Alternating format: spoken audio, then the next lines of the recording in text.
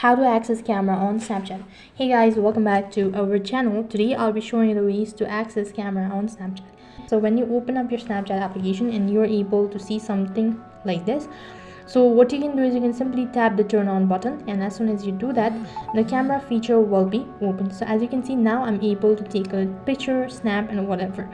But if you're unable to see the particular message and you're not able to take a picture or use Snapchat, then what you need to do is, all you have to do is you need to first of all go ahead and open up your Play Store for that, and then update your application first of all.